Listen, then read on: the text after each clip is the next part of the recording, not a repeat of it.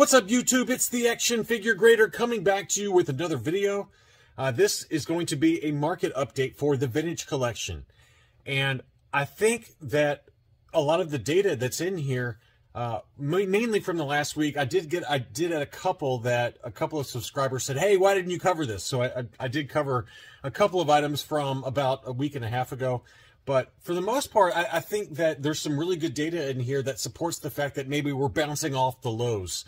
And we saw that towards the end of 2021, prices really kind of hit rock bottom. And I think that, you know, we can largely attribute it to the factors that we've already talked about at length.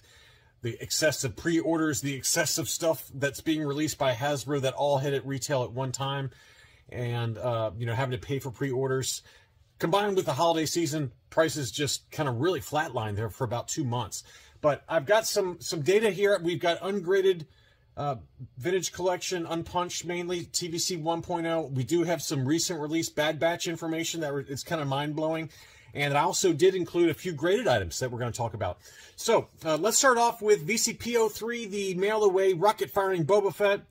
And this one kind of closed right in line with where they've been selling here recently. This one closed 4 days ago on January 15th, 10 bids, $172 and change plus shipping, and that's kind of right in line. This one did include the shipper box, and it, you know, it had been removed, but it looked to be in really clean condition overall. And the Book of Boba Fett is hit, and despite the fact that it's fairly mediocre in my opinion so far, it hasn't seemed to affect Boba Fett prices overall. It looks like it had just a little bit of minor wear there at the bottom there, which happens. I mean, you know, those Boba Fetts inside those sealed mailer boxes, they can kind of shift a little bit, so that can cause some litho damage around the edges. So that seems to be the case with that one. But you know, it's probably a good solid 85 or 85 plus at a minimum, and the price reflected that. It's, you know, 175 to 200 is kind of the going rate for an ungraded mail-away Boba Fett. One that continues to hold its value really nicely. This one was on January 9th, and one I forgot to include in a recent update. So thank you to Darth Wiz for this one. This one sold again January 9th, $352 US. Now, what's interesting about this one is that this one did have the paperwork inside the blister for the Princess Leia slave outfit, which indicates that that's the retail version. And that retail version, if it's got the paperwork inside the blister, it should have the prototype Fett offer sticker on the card. So this is either one of those cases where it was removed by the current or previous owner, or it just didn't get the offer sticker prior to being released to retail.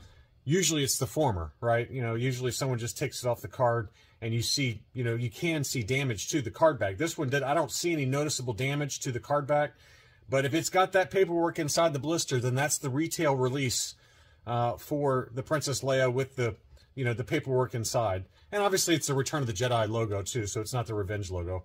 But you know, maybe I'm wrong on that, but, you know, you guys can correct me if I'm wrong. But my understanding is that if it's got the paperwork inside the blister, then it should have the offer sticker on the card back.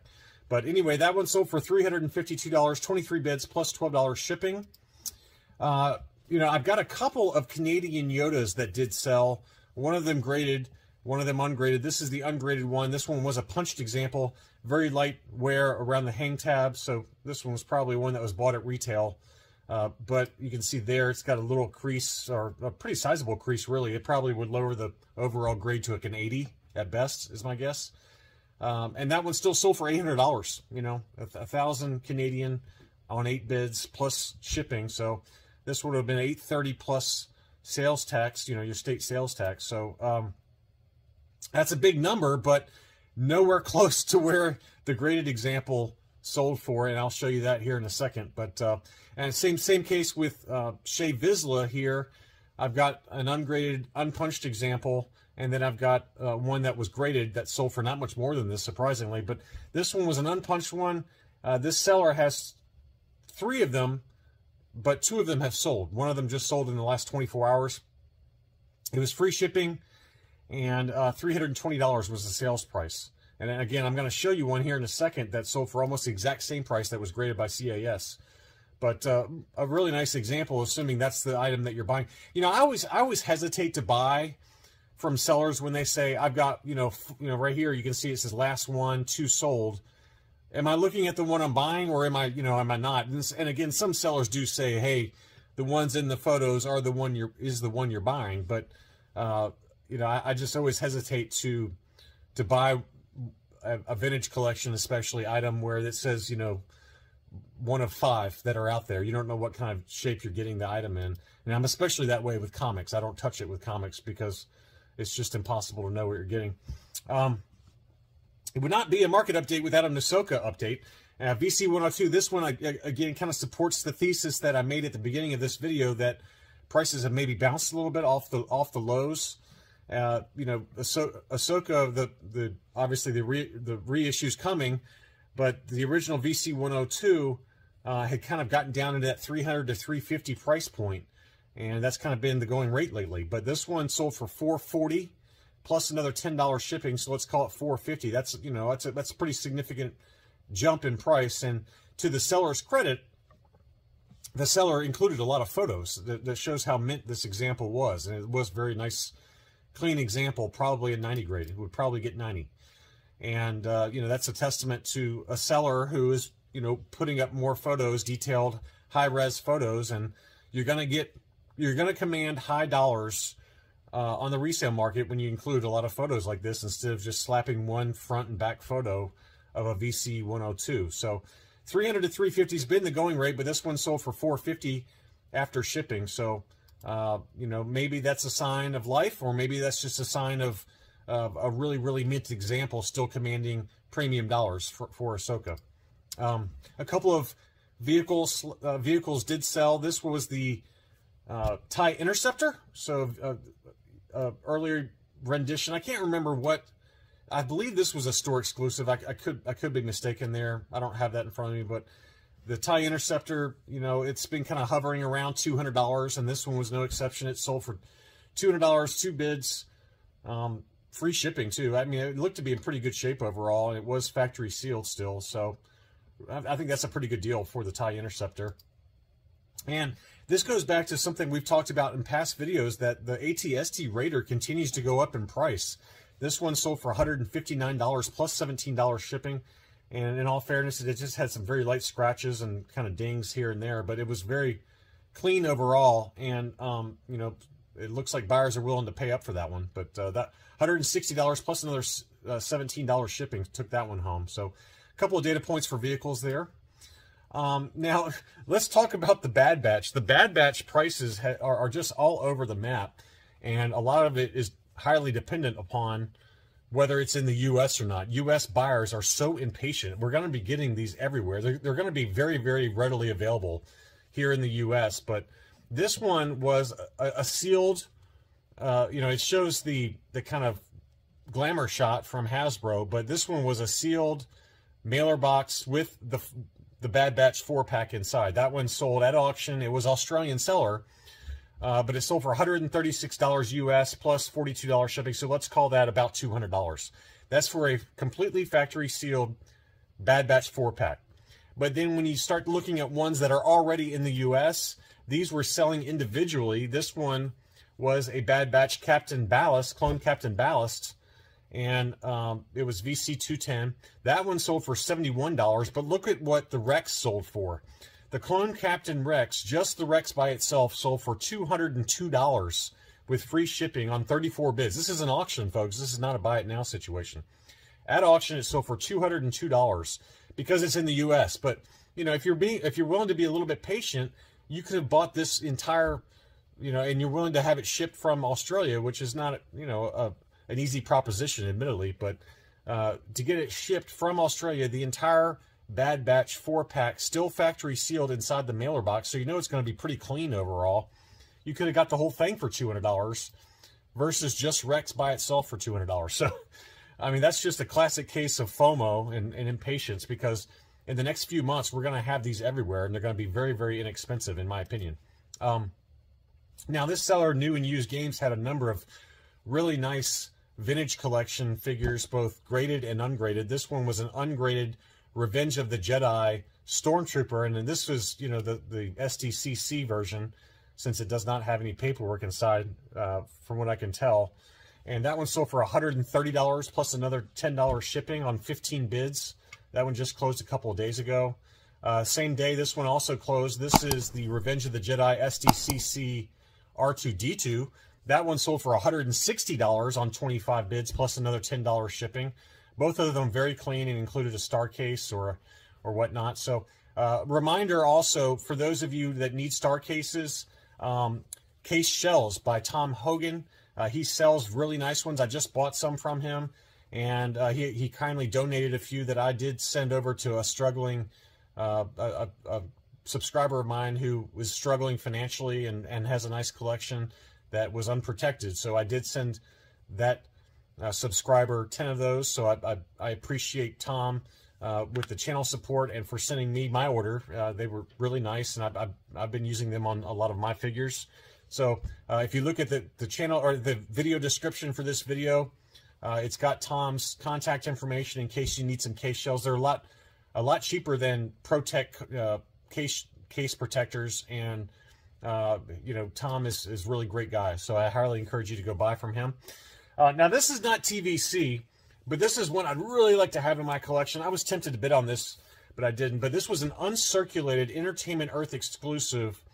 And this is the Open Seasons 2-pack, comic 2-pack. It's got the two kind of Mandalorian figures, Montross and Jester Muriel. And these are kind of Mandalorians, and this is a very famous comic from the Dark Horse era that was reprinted. And this was only available at Entertainment Earth. And what's crazy about this one is this was an uncirculated Entertainment Earth 2010 comic 2-pack. This is easily one of the most desirable comic 2-packs, and it was uncirculated 9.0. I'm probably going to be kicking myself for not bidding on this, but I didn't bid on it. And it sold for $415 plus another $16 shipping. And that's where I've seen this comic 2-pack sell very regularly ungraded. And in fact, I actually paid more than that for one of these from a seller that did not pack it properly, and it got really beat up in shipping. So I said I'm not willing to accept it for the price I paid for it. And so I opened a return, and he accepted it to his credit. But I was really bummed because it was a very, very mint example of this Open Seasons 2-pack that I was going to get graded by Collector Archive Services, and it arrived really heavily damaged because the guy didn't protect it properly. But anyway, this one was a graded example, and it sold for less than what I paid for mine originally before I got refunded. But anyway, that was a great deal, whoever picked that one up, and I'm probably going to be kicking myself for not picking that one up. But another multi-pack that was graded that sold, and this is one I had been recommending that folks pick up, and sure enough, it's jumping in price. But this was a graded SDCC 3-pack with Dr. Aphra and her two droids. And you can see the back of it there. It's a really awesome kind of case, and it shows Aphra with her two droids there in the back.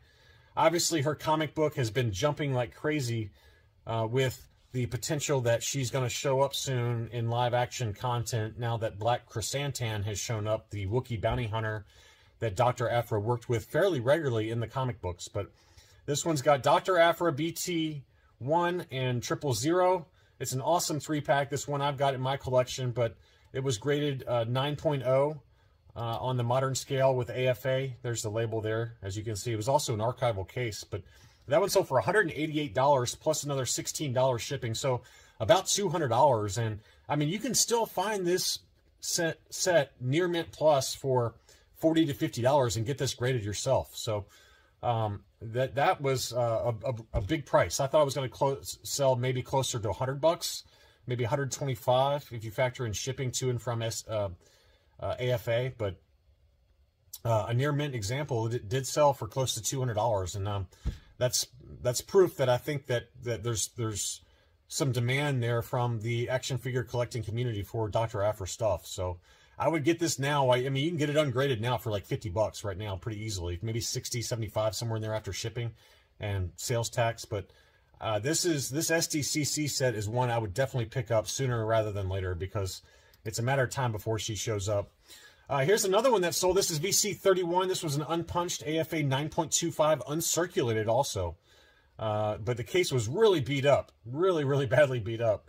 And it still sold for $250 plus another $25 shipping. So I was surprised by that. But this one was VC31 Obi-Wan Kenobi with the prototype Fett offer. But, I mean, you know, it could be tape, but it looks like, I mean, if you look there, it looks more like scratches on the case. So, or it could be on the poly bag. I don't know, but I didn't look too closely on it. But the description doesn't mention anything about the scratches, but it looks pretty heavily scratched up to me. But someone did pay $275 for that one. It was uncirculated 9.225, but that's one you'd probably have to get recased. And as a side note, if you ever do get an item like this that's pretty heavily scratched up and it's uncirculated, you can still send it back into AFA for recasing, and it does not lose the uncirculated grade. It'll keep the grade, and I did that for a number of loose graded figures for my collection.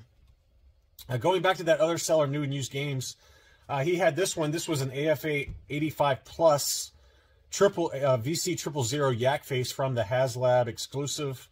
This has got the dull coin. I guess there's a dull and a shiny coin version. This one was graded 85, 90, 90, but an overall 85 plus. Probably, you know, if I had to guess, the card probably has got that indentation on the card, and that's why it scored the 85 plus. But that was still sold for $376 on 22 bids. That's a pretty good price for a really nice high grade VC 000 yak face. And again, this same seller, this alludes back to what I talked about. We saw the ungraded Shea Vizsla sold for $320. And then this one sold for $330, and this one was a Collector Archive Services 90. The card got a 90, blister 85, figured 90 for an overall 90. Shea Vizsla, exact same card, unpunched.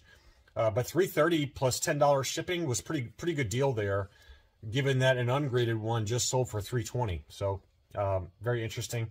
I did forget, and I apologize, but I did forget to include these two SDCC exclusive Mouse Droid and Salacious Crumb.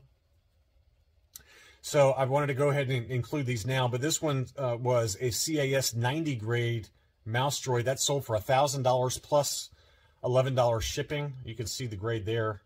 Mouse Droid SDCC exclusive. And the Salacious Crumb was only graded 80, only, but I mean, it's still a really nice item. But the card got an 80, blister 90, figure 90 for the Salacious Crumb. It was $849, best offer accepted. I tried using 130 point, but it's down right now for maintenance, so I couldn't figure. I didn't find out what the final sales price was on this, but that just gives you a couple of data points if you're looking for those two. Those are obviously two of the more expensive items in the VC line. And then finally, this seller also did have this one. This one was a VC20 Canadian Yoda. It graded 85 with Collector Archive Services.